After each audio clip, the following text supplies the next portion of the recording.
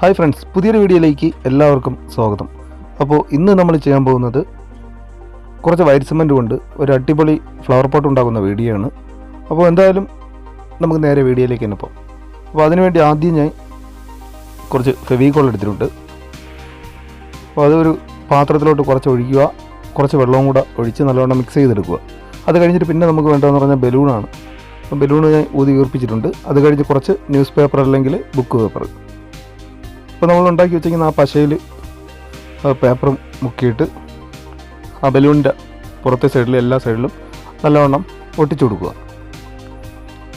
ഇപ്പോൾ പേപ്പർ മൊത്തത്തിൽ ആദ്യത്തെ ഒരു ലെയർ ഒട്ടിച്ചിട്ട് ഇതേ കണക്ക് ഒരു 8 ലെയർ ഇതിൻ്റെ പുറത്തൂടെ നല്ലവണ്ണം ഒട്ടിച്ച് നല്ല കട്ടിക്ക് തന്നെ ഒട്ടിച്ചെടുക്കുക. അത് ഉണങ്ങിയതിന് ശേഷം ഇനി നമുക്ക് അതിൻ്റെ മുകൾ സൈഡിൽ നിന്ന് ഒരു ചെറിയ പ്ലാസ്റ്റിക് ബോട്ടിലിൻ്റെയോ അല്ലെങ്കിൽ മറ്റ് റൗണ്ട് ഏതെങ്കിലും ഒരു പാത്രമോ വെച്ചിട്ട് ഒരു മാർക്ക് ചെയ്യുക. എന്നിട്ട് അതിൻ്റെ സെൻറ്റർ ഭാഗം കുറച്ച് നമുക്ക് കട്ട് ചെയ്ത് മാറ്റിക്കളയണം.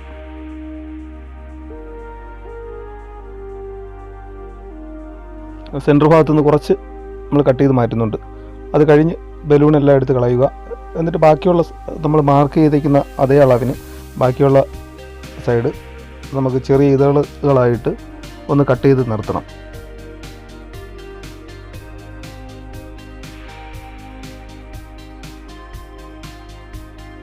ഇപ്പോൾ ആ കട്ട് ചെയ്ത് വെച്ച ചെറിയ പീസുകളെല്ലാം കൂടെ നമുക്ക് ഒരു റൗണ്ട് പേപ്പർ, കട്ടിയുള്ള പേപ്പർ ഉപയോഗിച്ച് അതിൻ്റെ പുറത്തെ സൈഡിൽ നല്ലവണ്ണം റൗണ്ടിന് ചുറ്റി കൊടുക്കുക.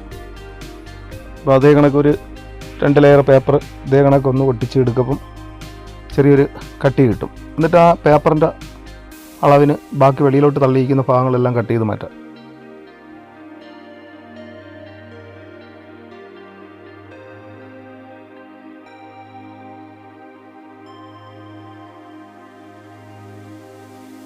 അപ്പോൾ കട്ട് ചെയ്ത് മാറ്റിയിട്ട് ബാക്കി ഇനി നമുക്കൊരു ലെയർ മാസ്കിൻ ടേപ്പും കൂടെ ഉപയോഗിച്ച് അതിൻ്റെ പുറത്തൂടെ മൊത്തത്തിലൊന്ന് ചുറ്റി കെട്ടാം.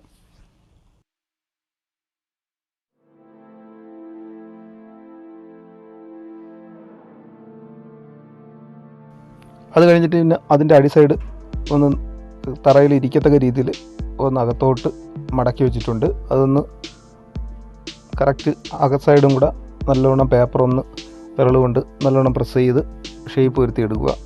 പിന്നെ നമുക്ക് വേണ്ടതെന്ന് പറഞ്ഞാൽ വൈറ്റ് സിമൻറ്റ് കുറച്ച് ഞാൻ എടുത്തിട്ടുണ്ട്. കുറച്ച് വെള്ളവും കൂടെ നല്ലവണ്ണം ചേർത്ത് ഒരുപാട് ലൂസാവാതെ എന്നാൽ വലിയ കട്ടിയും ആവാത്ത രീതിയിൽ മിക്സ് ചെയ്തെടുത്തിട്ട് നമ്മൾ ഉണ്ടാക്കി വെച്ചിരിക്കുന്ന മോൾഡിനകത്തോട്ട് ഒഴിച്ചു കൊടുക്കുക. അതിനകത്തോട്ട് ഒഴിച്ചിട്ട് നല്ലവണ്ണം പേപ്പറിൻ്റെ അകത്തെ സൈഡ് എല്ലാ സൈഡിലും പറ്റത്തക്ക രീതിയിൽ നല്ലവണ്ണം കറക്കി എടുക്കുക. അപ്പോൾ ഇതേ കണക്ക് നമ്മൾ ഒരു ദിവസം തന്നെ ഉണങ്ങുന്നതിനനുസരിച്ച് കുറേശ്ശെ ഒഴിച്ചു കൊടുത്ത് കറക്കി എടുക്കുക. അപ്പോൾ ഏകദേശം ഒരു അരമണിക്കൂർ ആകുമ്പോൾ ഓരോ ലെയറും നമ്മൾ ഒഴിക്കുന്നത് ഉണങ്ങി കിട്ടും. ഉണങ്ങുന്നതിനനുസരിച്ച് മൊത്തത്തിൽ ഒരു 8 തവണ നല്ലവണ്ണം ഒഴിച്ച് കൊടുക്കുമ്പോൾ നമുക്ക് ആവശ്യമായ കട്ടി കിട്ടും. അത് ഏകദേശം ഒരു 1/4 ഇഞ്ച് കനം വരത്തക്ക രീതിയിൽ നല്ലവണ്ണം ഒഴിച്ചു കൊടുക്കുക. അത് കഴിഞ്ഞ് നല്ലവണ്ണം ഉണങ്ങിയതിന് ശേഷം നമുക്ക് അതിൻ്റെ പുറത്ത് ഒരു 15 മണിക്കൂറൊക്കെ കഴിയുമ്പോഴും നല്ലവണ്ണം ഉണങ്ങി കിട്ടും. അപ്പോൾ അതിൻ്റെ പുറത്തുള്ള പേപ്പറെല്ലാം എടുത്ത് മാറ്റിയിട്ടുണ്ട്. ഇനി അടുത്ത് നമുക്ക് വേണ്ടത് 80-ൻ്റെ സാൻഡ് പേപ്പറും കുറച്ച് വെള്ളവും കൂടെയാണ്. അപ്പോൾ വെള്ളം നല്ലവണ്ണം നനച്ചു കൊടുത്ത് പേപ്പർ ചെയ്തെടുക്കാം.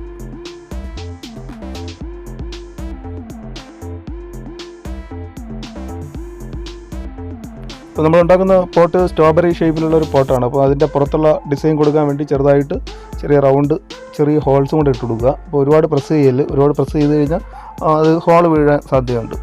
അങ്ങനെ ഒരു പക്ഷേ ഹോൾ വീഴുകയാണെങ്കിൽ നമുക്ക് വൈറ്റ് സിമൻറ്റ് കൊണ്ട് നല്ലവണ്ണം അടച്ചു കൊടുക്കാവുന്നേ ഉള്ളൂ. അപ്പോൾ വീഡിയോയിൽ കാണും കണക്ക് ചെറിയ ഹോൾസും കൂടെ ഇട്ട് കൊടുക്കുക. അപ്പോൾ അത് കണക്ക് ഹോൾസ് എല്ലാം ഇട്ട് കൊടുത്ത് ആ വെള്ളത്തിൻ്റെ ഈർപ്പമൊക്കെ നല്ലവണ്ണം പോയതിന് ശേഷം നമുക്കിനി അത് പെയിൻറ്റ് ചെയ്തെടുക്കാം. പെയിൻറ്റ് ചെയ്യുന്ന മുമ്പ് നമ്മളതിൻ്റെ പുറത്ത് സ്ട്രോബെറിയുടെ പുറത്ത് വരുന്ന ചെറിയ കുത്തുകളും കൂടെ ഇട്ട് കൊടുക്കുക. അതിന് ആക്രിലിക്കിൻ്റെ പെയിൻറ്റ് തന്നെയാണ് ഇവിടെ എല്ലാത്തിനും എടുത്തേക്കുന്നത്.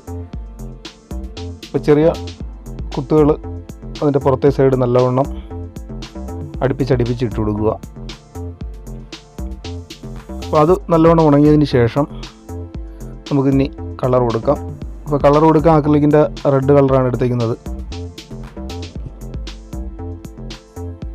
അത് കഴിഞ്ഞ് അതിൻ്റെ മുകളിലത്തെ സൈഡിൽ ആ റൗണ്ടിൽ ആക്രിലിക്കിൻ്റെ ഗോൾഡും കൂടെ ടച്ച് ചെയ്ത് കൊടുക്കാം.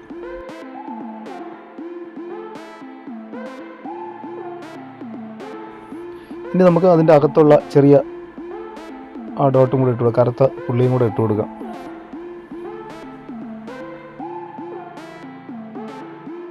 അപ്പോൾ പെയിൻ്റെല്ലാം ചെയ്ത് നല്ലോണം ഉണങ്ങിയതിന് ശേഷം ഒരു കോട്ട് ക്ലിയർ വാർണിഷ് കൂടെ അടിക്കുമ്പം നമ്മുടെ പോട്ട് കാണാൻ നല്ലൊരു ലുക്കായിരിക്കും. അപ്പോൾ എന്തായാലും ഇന്നത്തെ വീഡിയോ എല്ലാവർക്കും ഇഷ്ടമായി തരുന്ന വീഡിയോ ഇഷ്ടമായെങ്കിൽ ലൈക്ക് ചെയ്യുക, നിങ്ങളുടെ അഭിപ്രായങ്ങൾ കമൻറ്റ് ബോക്സിൽ അറിയിക്കുക. അപ്പോൾ എല്ലാ കൂട്ടുകാർക്കും ഒരിക്കൽ കൂടി ഗുഡ് ബൈ.